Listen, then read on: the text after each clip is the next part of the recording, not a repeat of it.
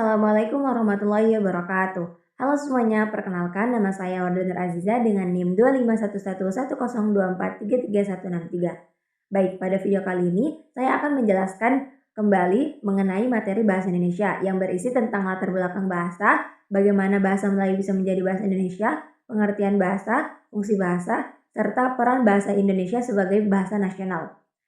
Baik, selanjutnya saya akan membahas tentang latar belakang bahasa. Menurut penelitian sejarah bahasa, pada zaman dahulu ada beberapa kelompok yang tinggal di daratan Asia menggunakan bahasa Austronesia, yang dimana kemudian kelompok ini berpindah ke wilayah selatan melewati India dan berpencar ke berbeda-beda daerah.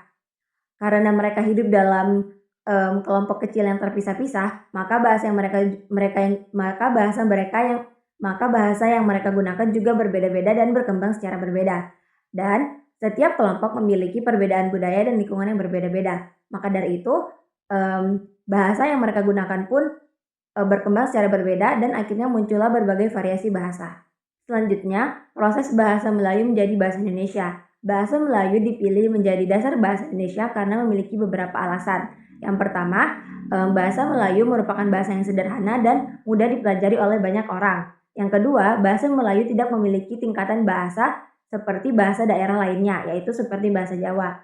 Selain itu, sejak zaman Kerajaan Sriwijaya, bahasa Melayu sudah digunakan sebagai bahasa pengantar perdagangan, komunikasi, dan ilmu pengetahuan.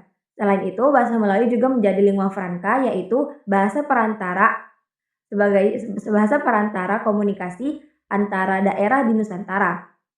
Dan pada masa penjajahan Belanda, bahasa Melayu sendiri juga sudah digunakan sebagai bahasa pengajar di sekolah. Karena penyebaran yang luas dan cepat, akhirnya bahasa Melayu ditetapkan sebagai bahasa Indonesia untuk menjadi bahasa persatuan. Berikutnya adalah pengertian bahasa. Secara umum, bahasa adalah sebagai alat komunikasi untuk menyampaikan pikiran, perasaan, dan maksud tertentu kepada orang lain. Dengan bahasa, manusia bisa mengerti satu sama lain.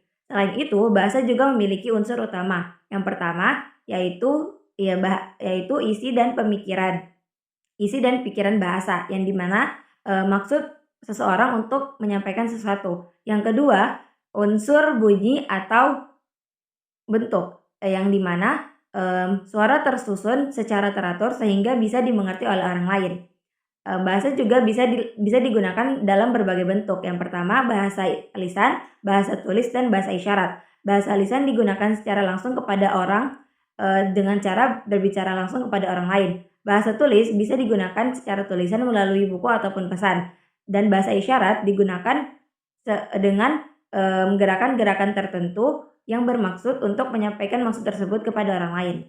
Baik, selanjutnya saya akan membahas tentang fungsi bahasa. Yang pertama adalah sebagai alat pemersatu, yang dimana bahasa bisa mempersatukan masyarakat Indonesia yang memiliki latar belakang ras, suku, agama, dan budaya yang berbeda-beda. Fungsi kedua adalah fungsi ekspresif, yang dimana bahasa bisa mengekspresikan perasaan, gagasan, ataupun pendapat kepada orang lain. Yang ketiga adalah fungsi komunikasi, yang dimana bahasa bisa digunakan untuk menginformasikan sesuatu kepada orang lain agar dipahami dengan baik. Yang keempat adalah fungsi adaptasi, yang dimana bahasa bisa menyesuaikan lingkungan maupun masyarakat yang baru. Dan yang terakhir adalah fungsi kontrol sosial, yang dimana bahasa bisa mengatur perilaku masyarakat melalui larangan, peraturan, maupun pesan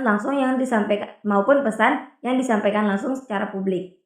Selanjutnya saya akan membahas tentang peran bahasa Indonesia sebagai bahasa nasional. Selain itu, bahasa Indonesia memiliki peran penting. Yang pertama, sebagai lambang identitas nasional yang menunjukkan jati diri bangsa Indonesia. Yang kedua, sebagai lambang kebanggaan Indonesia. Yang ketiga, sebagai alat komunikasi yang digunakan oleh seluruh masyarakat Indonesia. Dan yang terakhir adalah sebagai alat pemersatu bangsa yang memiliki suku, agama, ras, dan adat istiadat yang berbeda-beda yang ada di Indonesia. Baik, setelah saya mempelajari materi tentang bahasa Indonesia, saya mengetahui bahwa bahasa tidak hanya memiliki peran penting sebagai alat komunikasi, melainkan sebagai identitas dan pemersatu bangsa.